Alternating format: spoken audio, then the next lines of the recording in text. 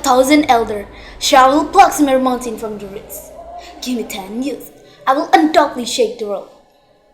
Insinyur Soekarno, the first president of Indonesia, known for his speech content that can ignite and inspire the spirit of young people.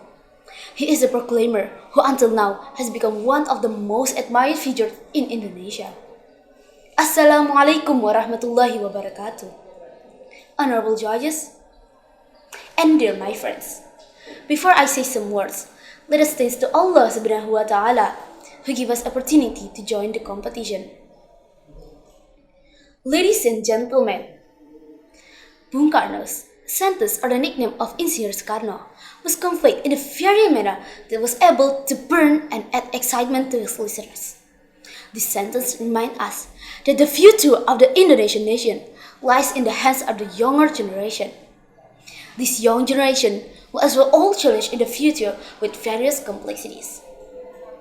Of course, the youth that what Insinyur Soekarno said is those who can be said as the agent of change. They must have the quality to compete to another youth in the world. Well, everyone, the question is, what's the importance of being quality youth and how to be the quality youth? Greeting you today, I'm Najma Latifa Muharar from the Lionel Junior High School. We'll start the speech. Reporting from Kompas.com, Yusuf Kala said that youth is the backbone of a nation's progress. This is because the younger generation has the ability to innovate and be creative to develop the economy of their nation. But how we become the quality youth? Dear my friends, did you know what's the meaning of the quality? Quality is the degree of excellence of something, and youth is the portion of the population between 15 until 30 years old.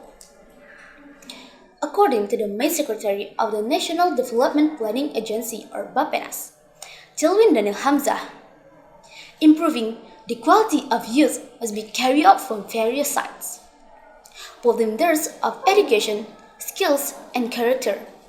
Moreover, currently Indonesia is preparing to welcome the demographic bonus in 2030.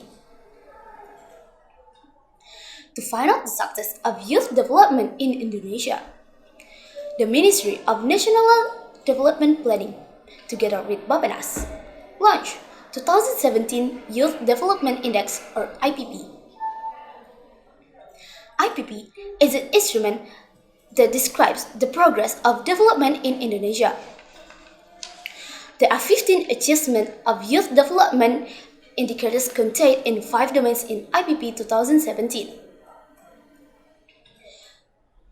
The 5 domains are education, health and welfare, employment and employment opportunities, participation and leadership, as well as gender and discrimination.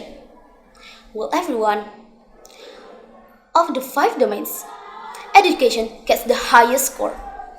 The reason is the high participation rate on the secondary of education, which is more than 85%. However, if we pay attention to the youth participation rate in the higher education, it is still low, only 21 until 23%.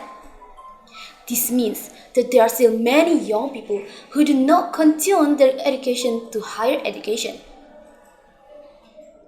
For all this to take shape, it is important that youth concentrate on their studies first and educate themselves well, because it is only education that will empower them and help them build the future of our country. Besides intellectual studies, physical education is also must, because without a sound health, they cannot have a sound mind.